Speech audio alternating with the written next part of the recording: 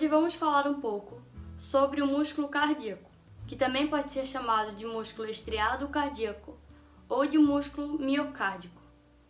Esse é um músculo muito importante porque é ele que forma o nosso coração, que ele é essencial para a nossa vida. Primeiro vamos entender um pouco sobre como funciona o coração, porque sem essa informação fica impossível entender como o músculo cardíaco funciona. O coração é o principal órgão do nosso sistema cardiovascular. Ele é dividido por duas estruturas principais, o átrio e o ventrículo, que são espécies de câmaras responsáveis por bombear o sangue. Elas são divididas pelo lado direito e esquerdo do coração. Sendo assim, no lado direito temos o átrio e o ventrículo direito, e no lado esquerdo, o átrio e o ventrículo esquerdo. O sangue entra para o coração através das veias cavas inferiores e superiores e se deposita no átrio direito. Uma vez no átrio direito, ele segue para o ventrículo direito e depois disso segue para os pulmões através das artérias pulmonares. Depois, já no pulmão, ele volta para o coração através das veias pulmonares e se deposita agora no átrio esquerdo.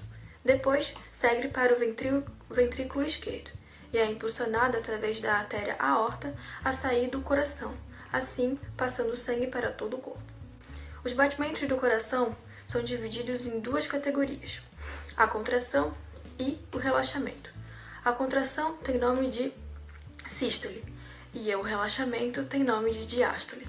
O coração ele pode ser dividido em três partes: a parte superior, o feixe atrioventricular e a parte inferior. Na parte superior, também chamada de sincício atrial, encontram-se dois átrios. Na parte inferior, que também é chamada de sincício ventral, existem dois ventrículos. Um sincício ele é basicamente um tecido formado por células multinucleadas. Quer dizer que tem mais de um núcleo, geralmente são vários. E isso acontece, isso vem da fusão de células uninucleares, ou seja, células que só têm um núcleo. Já o feixe atrioventricular, ele é um tecido fibroso que fica na região central do coração, entre os átrios e os ventrículos, e ele serve para conduzir o impulso elétrico do átrio em direção ao ventrículo, impedindo a passagem direta. Isso gera um atraso no potencial de ação, fazendo com que os átrios se contraiam um pouquinho antes dos ventrículos. E é por causa disso que acontece o barulhinho do coração de tum-tum. O músculo estriado cardíaco, como diz o nome, é um músculo estriado. Isso significa que ele possui pequenas cavidades, que ele tem pequenas estrias, como é possível ver na imagem. O músculo cardíaco ele é formado por fibras, que aqui chamamos de fibras miocárdicas. Essas fibras se formam pela junção de muitas e muitas células individuais. Elas se conectam em série e em paralelo. Mas pensa comigo, se esse músculo é estriado, logo possui cavidades, e ele é formado por fibras no plural, o que mantém essas fibras separadas uma das outras? E a resposta é os discos intercalados. Esses discos envolvem essas fibras e eles são formados de membrana. Só porque esses discos não têm isso como característica principal.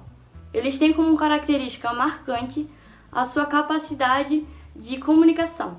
Ele que proporciona para o músculo cardíaco esse potencial de ação tão rápido. Que o potencial de ação não foi explicado ainda, mas daqui a pouco vai ser explicado.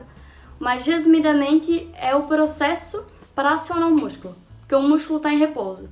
O que vai fazer esse músculo acionar e o tempo que vai levar para ele ser acionado é chamado de potencial de ação. E o potencial de ação é muito rápido no coração, logo no músculo cardíaco.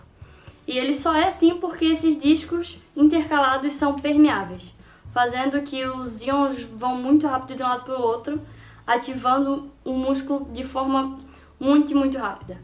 Isso é uma das características marcantes dos músculos cardíacos. Então, o que é um potencial de ação? Potencial de ação são impulsos elétricos que saem do sino atrial. Cada potencial de ação equivale a uma contração muscular, nesse caso do coração. E cada contração muscular do coração equivale a uma batida cardíaca. potencial de ação sai do sino atrial, passa pelo nó do átrio ventricular e chega no átrio. No átrio ocorre a despolarização. Então, essa despolarização tem 5 etapas. A fase 0, que é onde vem muito sódio na célula, e depois da fase 0, que é onde vem muito sódio na célula, vem a fase 1. Na fase 1, para de receber sódio e vem um fluxo muito grande de potássio. Na fase 3 é onde tem um fluxo muito grande de potássio e também a célula recebe um fluxo muito grande de cálcio, então equilibra.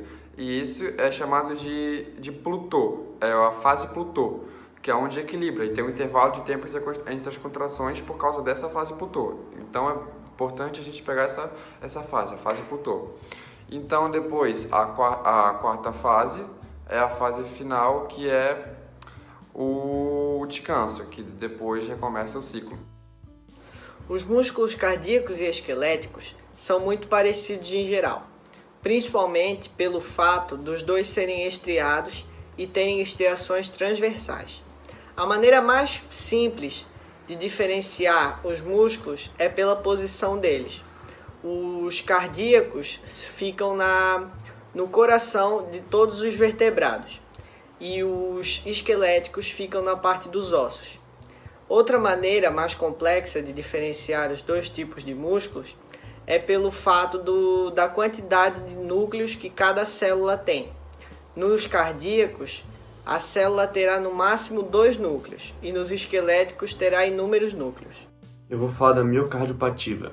É uma doença relativamente comum que ocorre cerca de 2 milhões de casos por ano no Brasil. Ela é basicamente uma inflamação no coração que dificulta o fornecimento de sangue do coração para o restante do corpo. Existe basicamente 4 tipos de miocardiopatia. A dilatada, que é a mais comum, que é quando o coração não consegue bombear o sangue.